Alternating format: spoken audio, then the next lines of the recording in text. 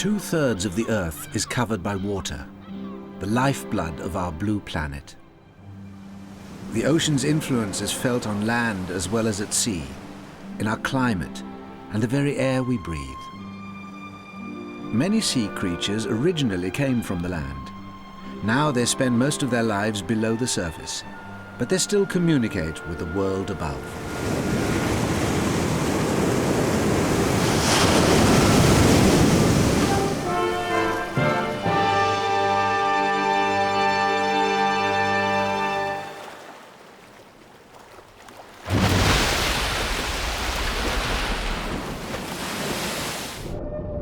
If one creature echoes the voice of the ocean itself, this is it, the humpback whale. The male humpback sings to attract a mate, and she might hear his invitation hundreds of kilometers away.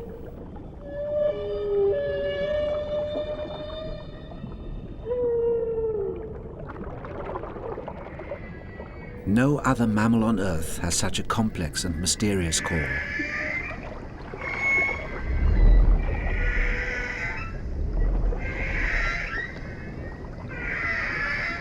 Males also sing during migration to keep in touch. When others reply, their song will be the same. Each group of humpbacks has its own dialect.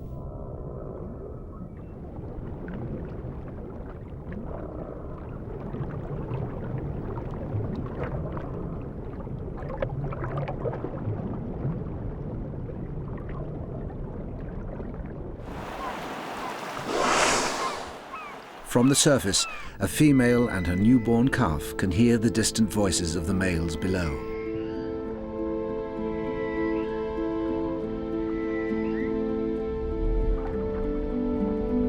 Helped by its mother, the baby rises to the surface.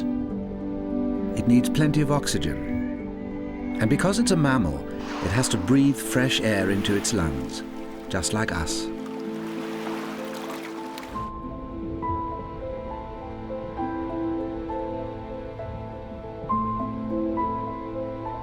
Millions of years ago, the humpback's ancestors lived on land. And although they've adapted to the underwater world, some things haven't changed. The baby still suckles mother's milk, for example, to see it through the crucial first few months.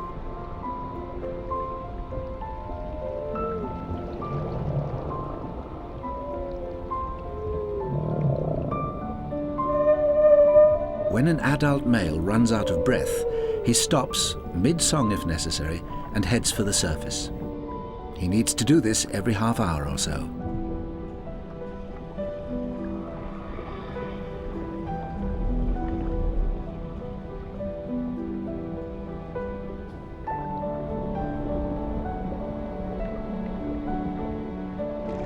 Whales expel old air and take in new through the top of their head.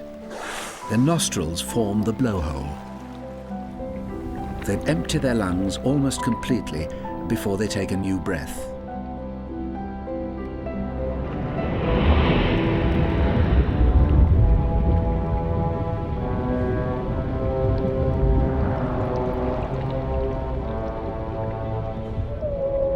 They also store extra oxygen for later use in their blood vessels and muscles.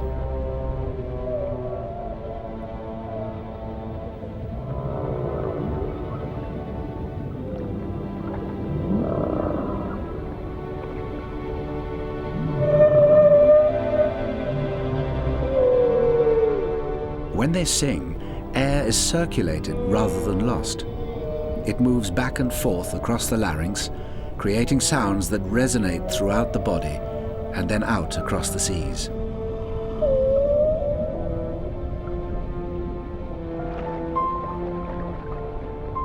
The nursing female and her baby now have a male escort. He can stop singing. He's found what he was looking for.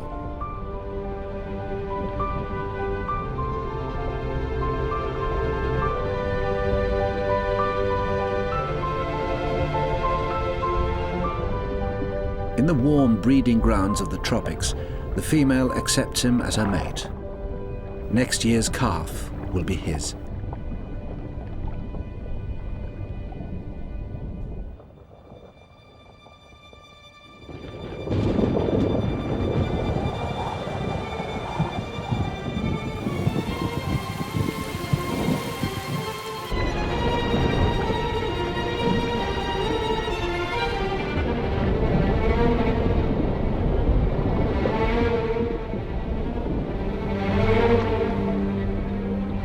Water contains far less oxygen than air, but nature has ways of helping out. Wind and rain stir the ocean cocktail, whisking in air and replacing water lost through evaporation.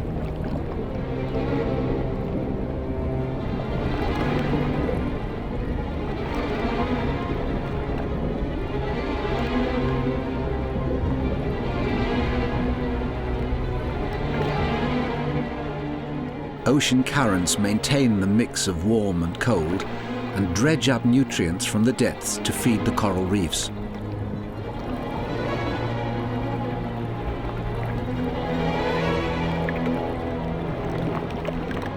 In this vast reservoir of energy and food, there's plenty to go around. And just as on land, the key to it all is oxygen.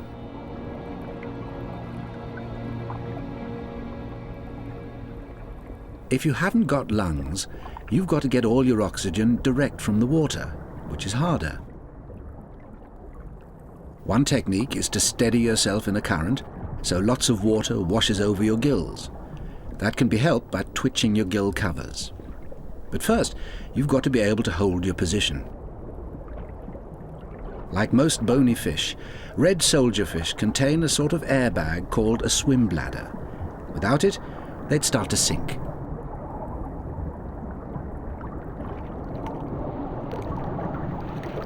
Long before there were whales or fish in the sea, more primitive creatures had different ways of tackling life underwater. Squid, for example.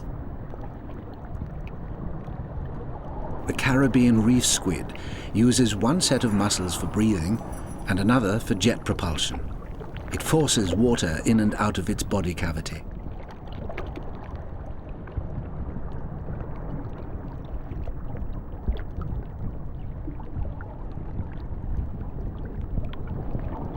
Changing color is an effective way to communicate, whether it's with a potential mate or a rival.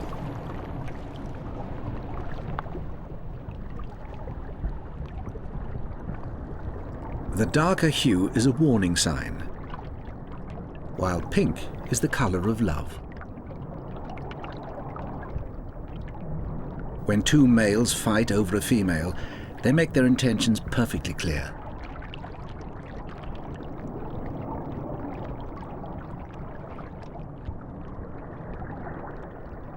The winner quickly switches to a more romantic shade.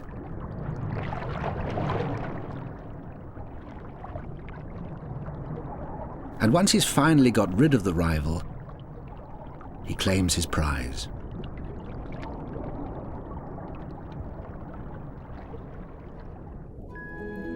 Sea slugs are about as active as slugs on land, but they still get what they need. They wear their flamboyant gills on the back, fully exposed to the water and its oxygen supply.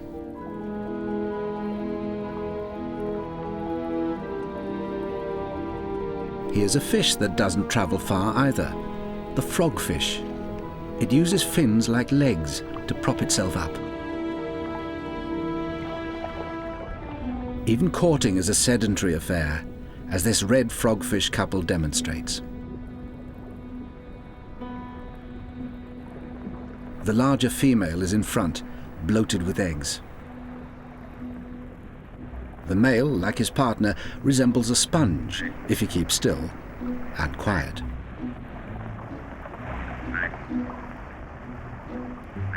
But in his excitement, he can't help making himself heard.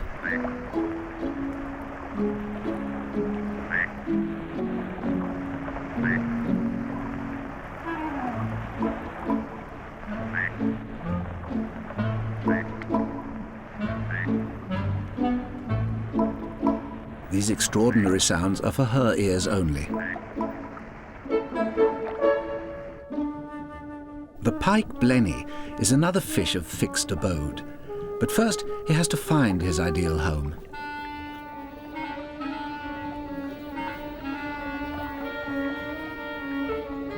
One of these weed-covered pipes is just the thing.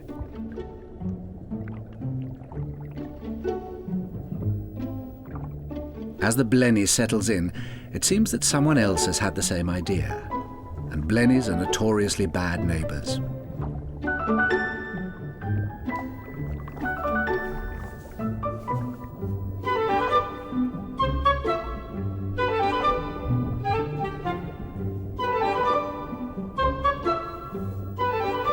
Before long, the newcomer gets a mouthful.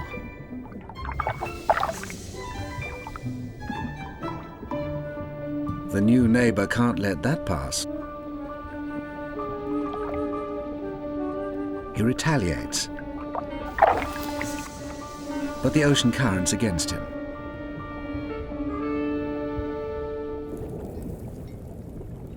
Caribbean reef sharks never settle down. They have to keep moving in order to breathe. Sharks don't have a muscular flap to propel water over the gills, so their whole body has to move instead. They don't have a swim bladder either, so if they stopped swimming, they might end up on the sea bottom. Except for those with oil in their liver. Being lighter than water, the oil makes them more buoyant. And they're perfectly formed for perpetual motion, with a pointed snout, a powerful tail, and fins in all the right places.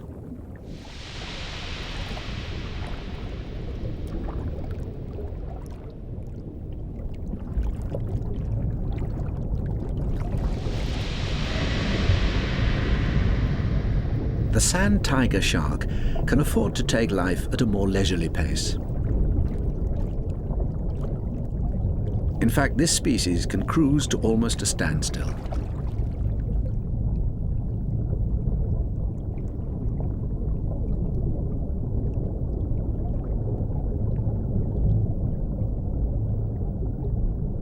The sand tiger has a special trick to stop itself sinking. Basically, it breathes like any other fish. The water flows in and over the gills, carrying oxygen in and carbon dioxide out.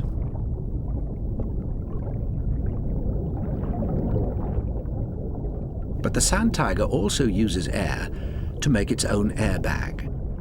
Every so often it heads for the surface and gulps down a jaw full of air. The air is trapped in the stomach, so it can hang suspended in the water without sinking.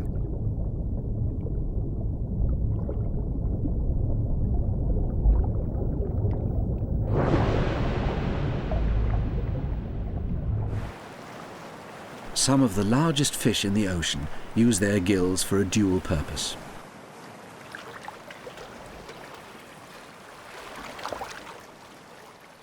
These gills are bigger than most, and so's their owner, the basking shark. At 10 meters long, it's the second largest fish in the ocean. Only the whale shark is bigger.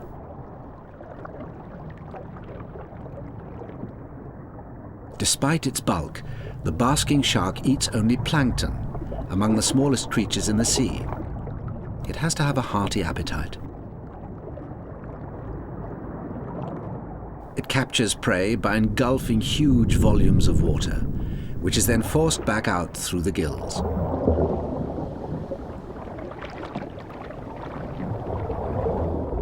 Hundreds of hooks called gill rakers trap any morsels of food, while at the same time the flow of water tops up the body's oxygen supply.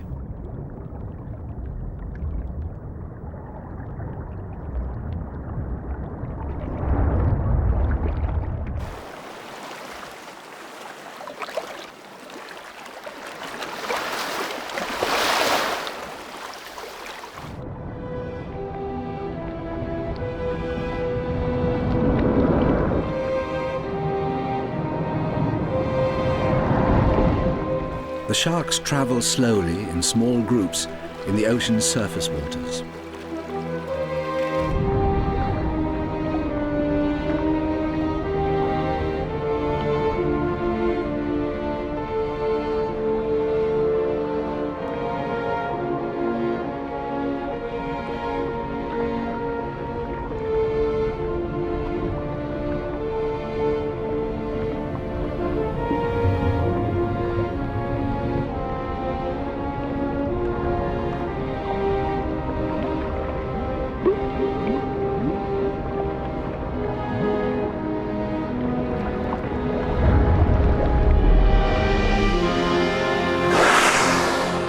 But the basking shark is nowhere near the size of this animal. It's the blue whale, the largest mammal, indeed the largest animal that has ever lived, larger even than the dinosaurs.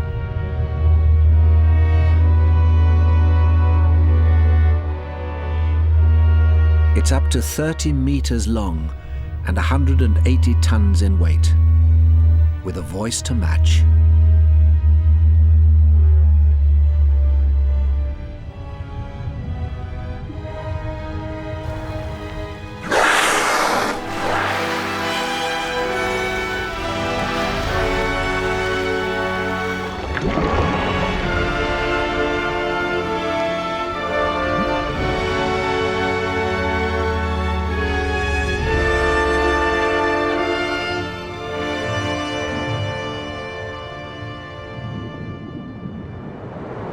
Krill is the blue whale's favorite diet, and it takes a lot of krill to fill this stomach.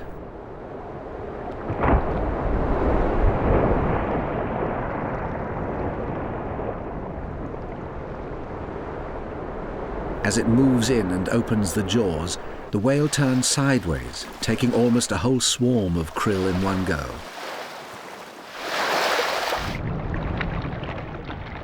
That's a mouthful a third its own volume. It stretches the whale's pleated throat to the limit.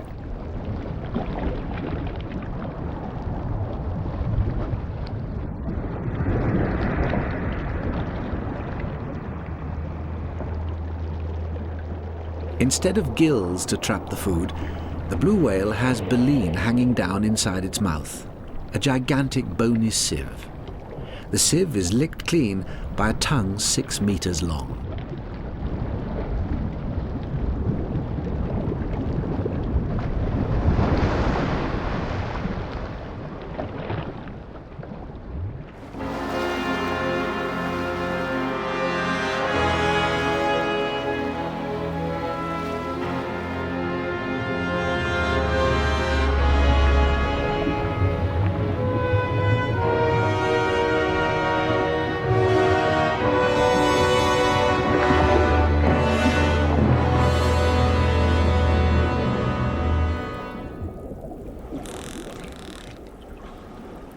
The bottlenose dolphin has another of the ocean's most distinctive voices.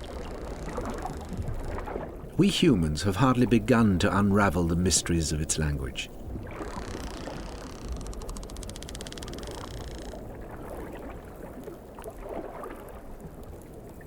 On the outside, dolphins' ears are no bigger than a pinhole. Yet helped by jaw bones that transmit sounds, they can pick up frequencies above the range of human hearing and tell exactly where the sound is coming from.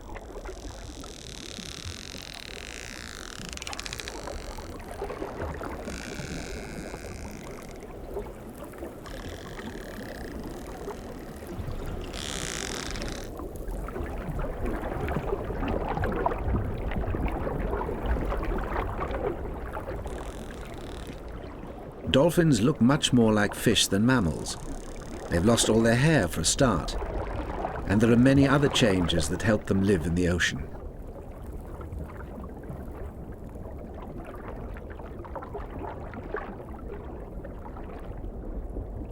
A dolphin's skin is 10 times thicker than it would have been on land, and covers a layer of fat, which keeps heat in and acts as a buoyancy aid.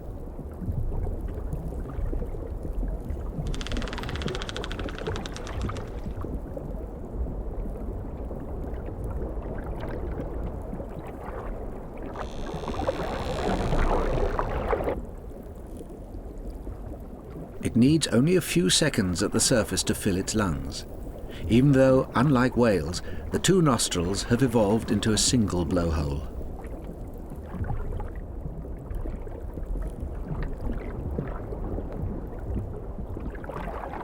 Dolphins have thousands of adaptations to suit the water. Other ocean mammals look almost as if they've just stepped off the land.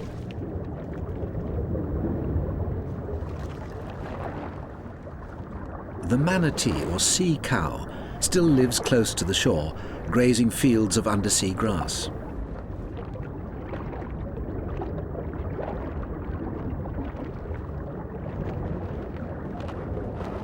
It hasn't got a blowhole like the whales and dolphins, but in these shallow Caribbean waters, it doesn't really need one.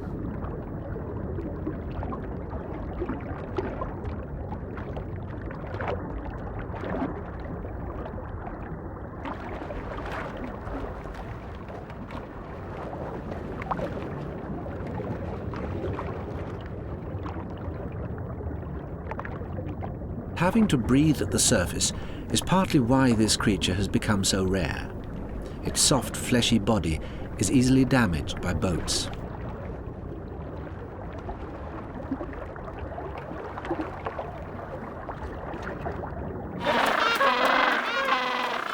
Penguins are still crossing the boundary between land and sea, but they're not at their best on foot. They only come ashore to breed and molt. After that, it's back to the water.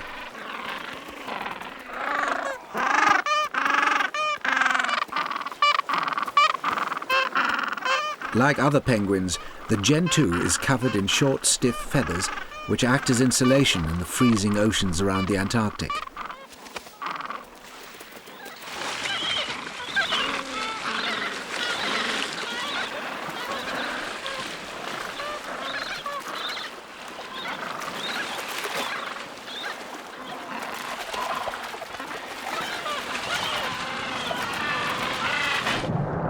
Once in the water, it's obvious what those stumpy arms and legs are for. Suddenly, penguins show they are birds and can fly after all.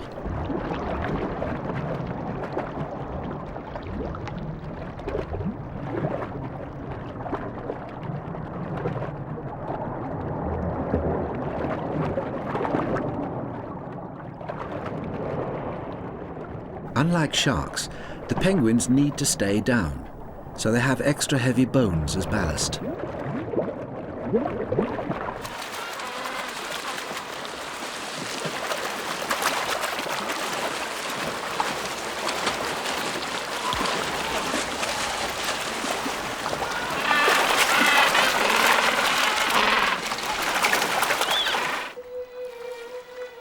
Some reptiles have also moved from earth to water, but even if they never touch land again, they still need contact with the air.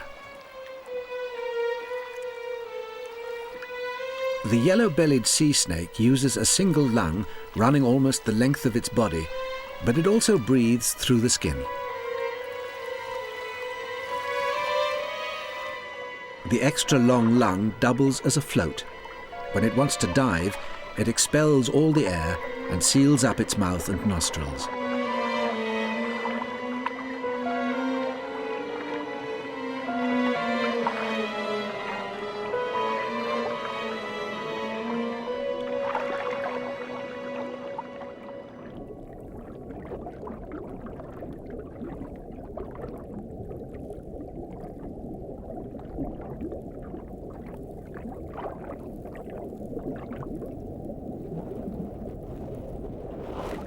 Other reptiles don't have the luxury of a streamlined body shape, so they have to work much harder to get around.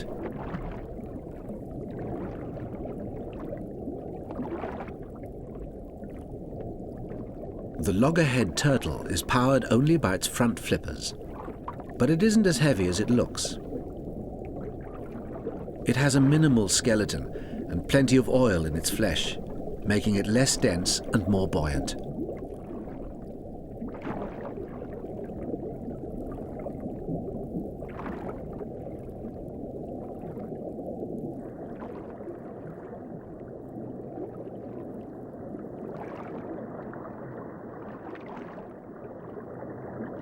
A breath of fresh air, and it's time to look for food.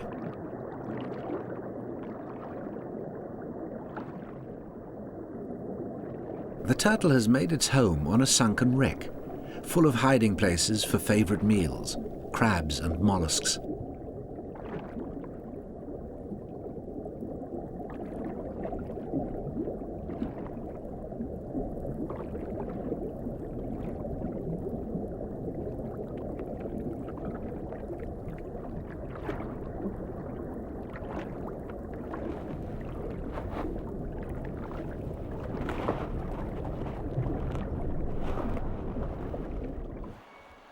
Loggerheads are thought to navigate by the moon and stars.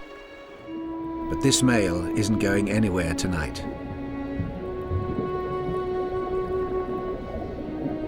While he sleeps, his breathing and heart rate slow right down.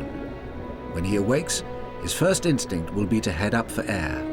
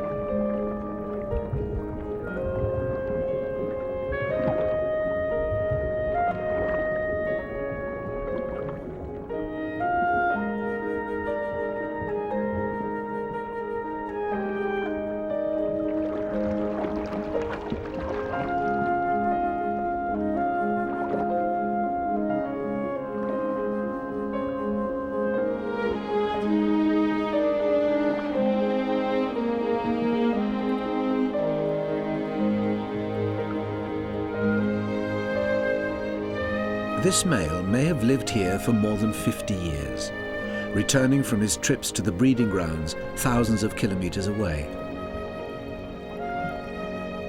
He's never set foot on dry land, not since his very first steps out of the egg.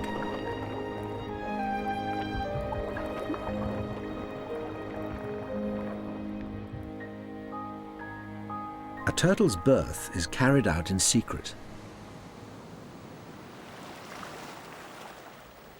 Although loggerheads mate in the water, the female has to lay her eggs on land, 100 or so at a time. This tropical Caribbean sand will incubate them, and the darkness will hide them from predators.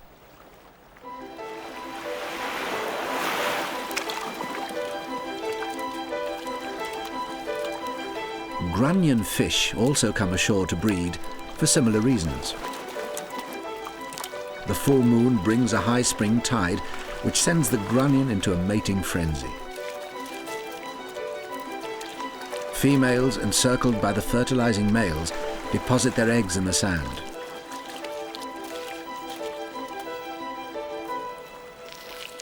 The sand stops the eggs from drying out, and they'll get more oxygen here than they would in the water.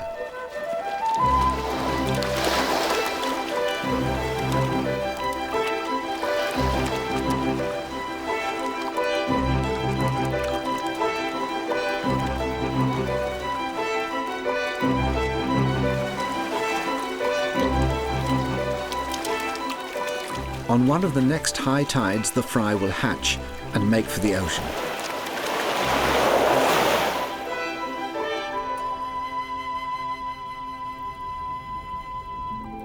Coral also waits for a high tide to release its eggs and sperm.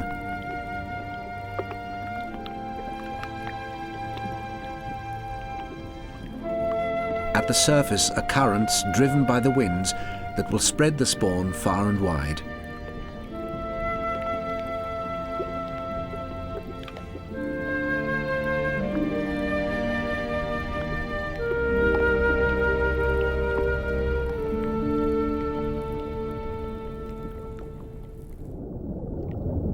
Other parents keep a close eye on their eggs.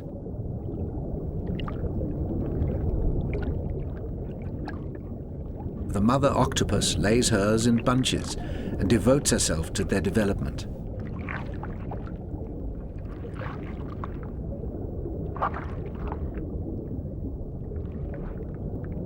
She blows water over them to ensure a rich supply of oxygen, and she vacuum cleans them with her suckers.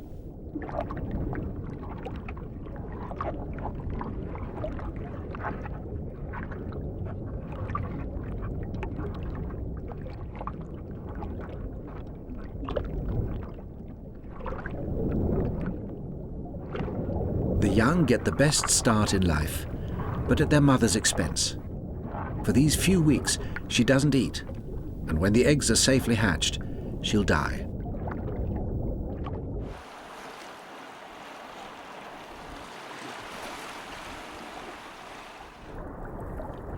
Sometimes it's the father who takes responsibility. Male sergeant major fish turn bright blue when breeding, so it's easy to spot the dads-to-be. They waft fresher water over their eggs, just like the mother octopus.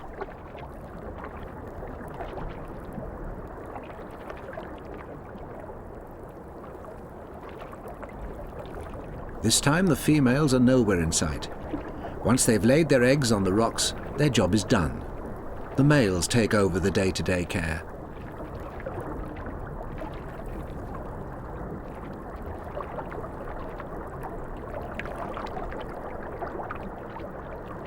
They also guard the nest site against peckish passers-by.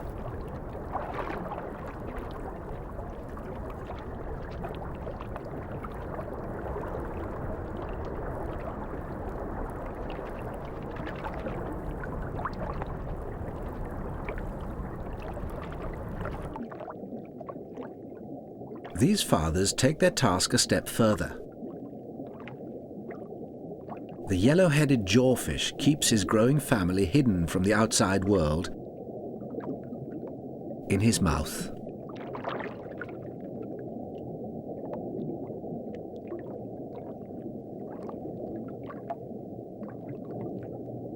He hovers in the current, gulping to flush his eggs with seawater.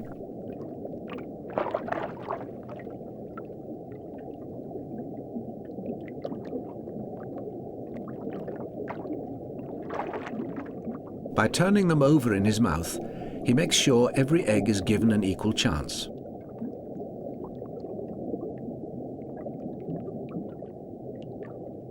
This goes on for several weeks. Jawfish fathers are steadfast in the line of duty. Most sea creatures start life in the ocean. Others have to make their way there from the land.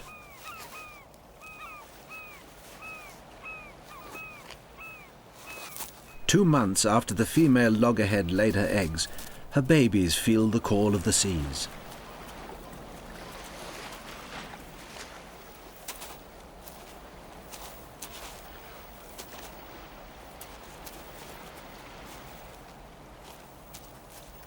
From the moment they hatch, the young turtles know exactly where they belong and how to get there.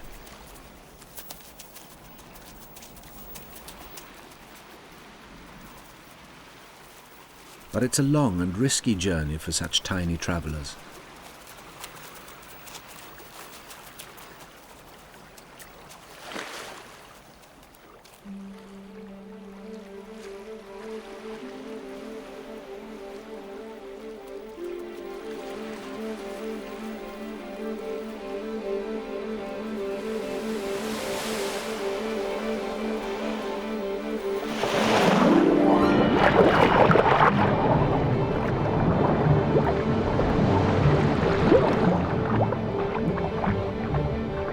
Male turtles will never go ashore again, and it'll be 30 years before the baby females are ready to breed.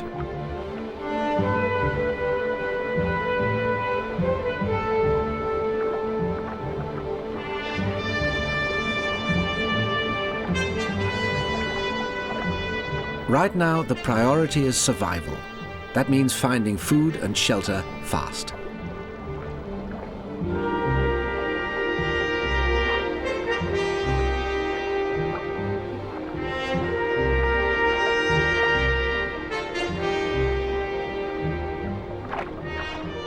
Floating weed is better than nothing.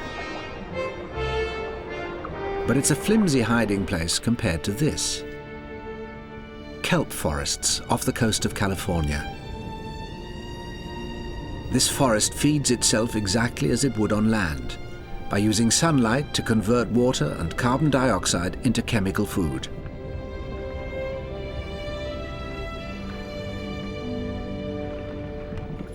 In the process, life-giving oxygen is released.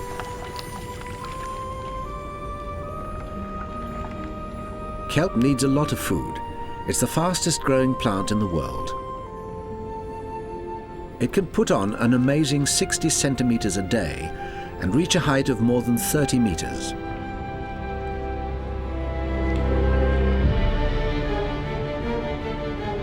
Tiny built-in gas bags help to keep the kelp afloat and push it in the right direction, up towards the sun.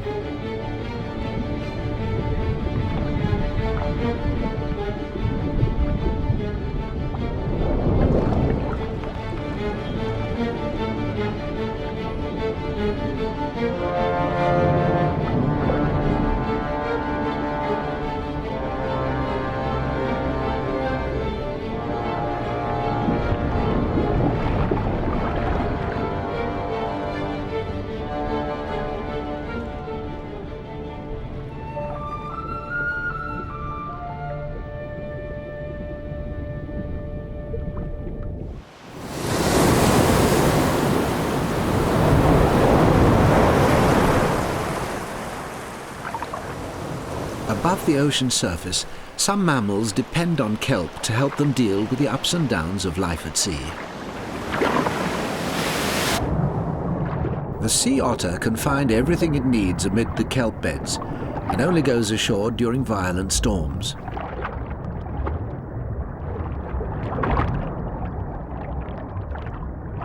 Down here it hunts for crabs and oysters, while back on the surface, the treetops of the underwater forest provide a waterbed.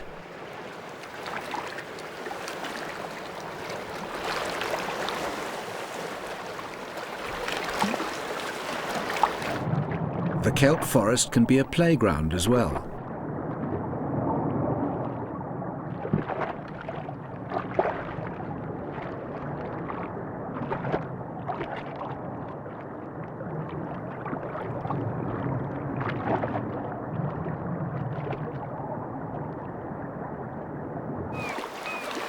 To keep warm, an otter needs to eat 30% of its body weight every day. That requires a lot of hunting. And when an otter needs a break, it tangles itself up in the kelp to stop drifting away while asleep.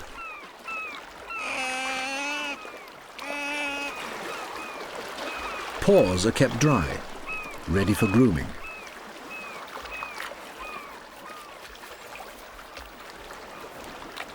An otter spends a lot of time fluffing up its fur to improve its insulation in the freezing water. This fur is thicker than that of any other animal, and when full of trapped air, works like a wetsuit, warm and buoyant.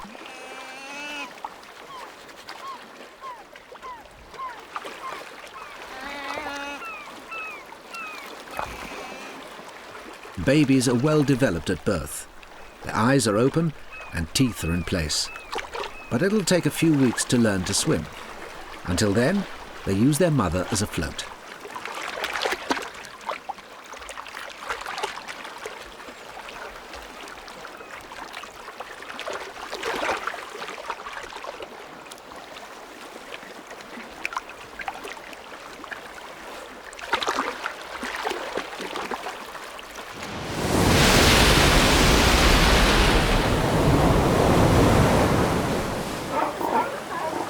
Sea lions also spend most of their time in the water, but when it comes to raising a family, they need solid ground.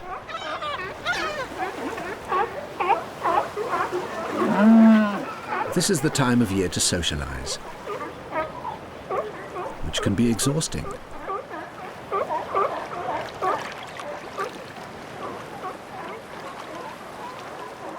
While the pups learn how to swim, the adults relax and warm their flippers in the sun.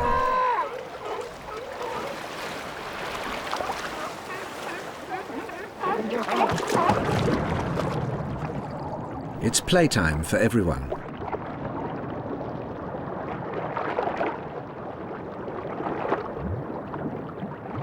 Sea lions communicate constantly and even leave air in their lungs so they can bark underwater.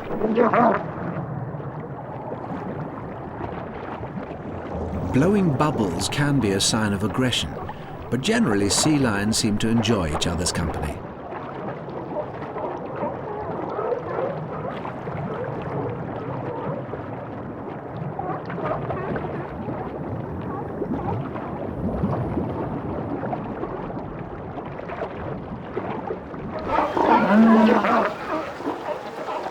Back on land, it's siesta time for Mum, but one of her youngsters still wants milk, even though it was weaned quite a while ago. It's almost time the pups left the land to explore their ocean home.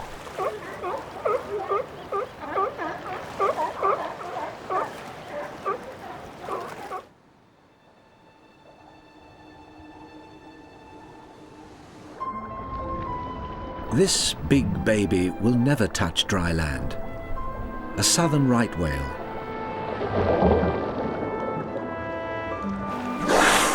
Here, in a sheltered Patagonia lagoon, the calf grows strong enough to face the open ocean. Thanks to plenty of mother's milk.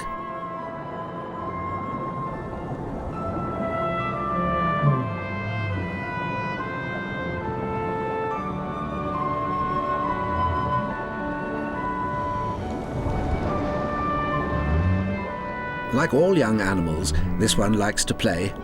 It may be more than 6 meters long, but it's just a baby.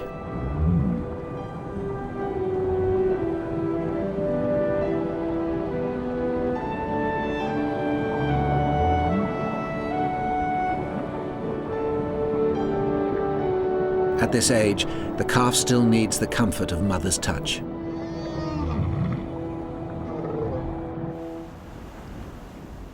On land or in the ocean, touch is part of family life.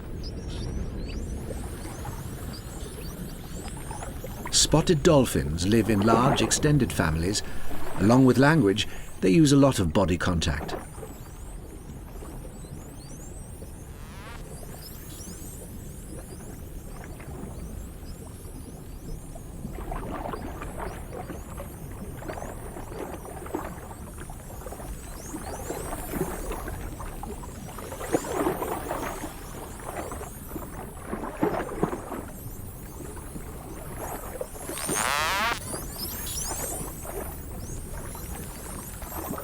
As dolphins swim, they constantly make sounds of all frequencies which bounce off objects in the water and return as echoes.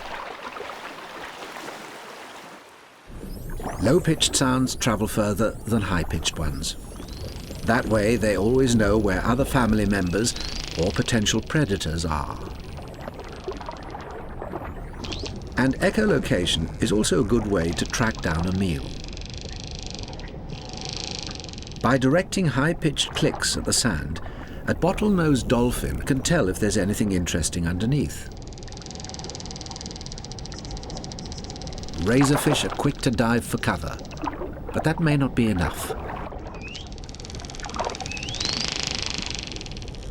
When the dolphin picks up a reading, its sonar clicks speed up for a more detailed picture.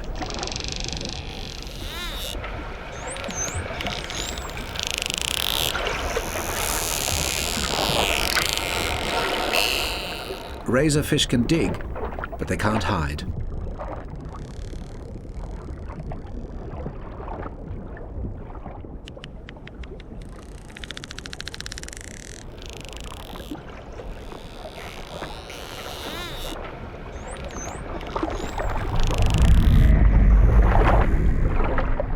The nurse shark hunts razorfish too, but not by echolocation.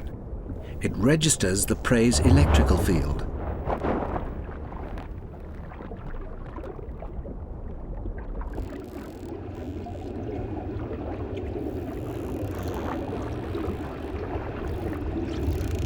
The time has come for this bottlenose youngster to learn to use its sonar skills.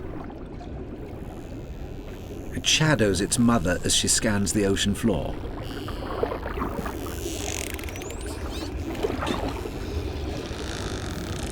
Bingo.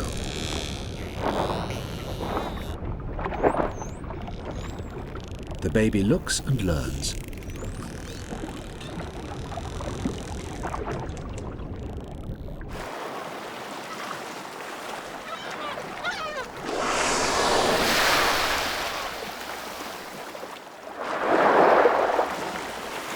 But from time to time, mothers have to leave their young.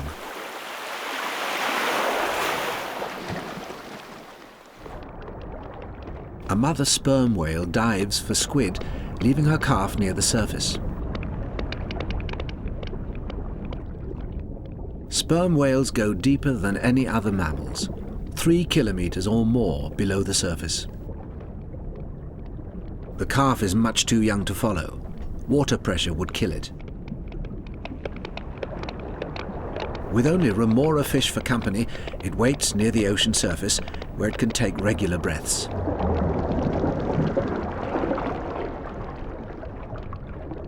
It can hear the reassuring clicks of its mother from far below.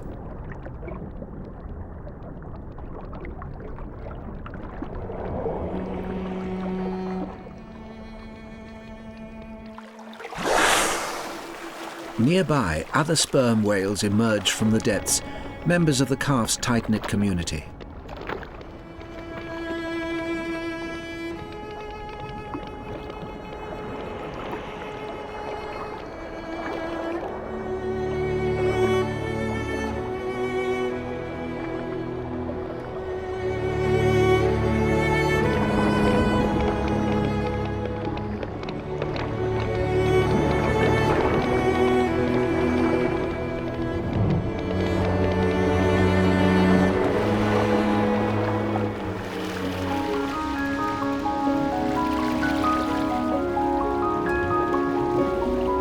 Most of the air marine mammals breathe out underwater returns to the world above.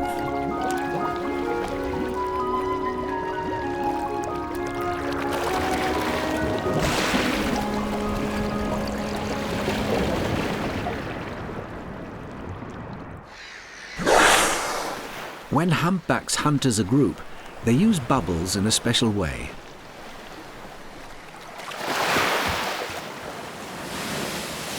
By blowing out air below the surface, they make a circle of bubbles to confuse and trap a school of herring or other small fish.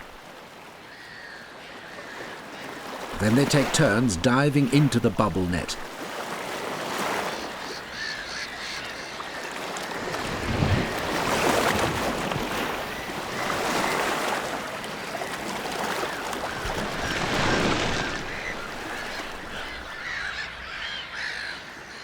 Waiting gulls know that bubbles mean plenty of leftovers.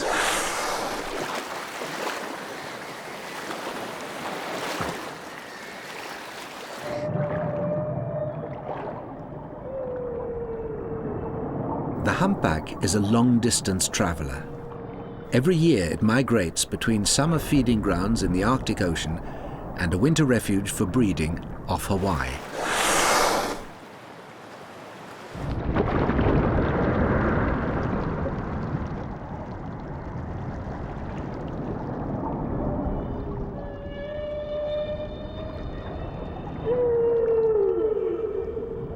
During their long migration, the males continue singing to each other and to their females, enriching the music of the oceans.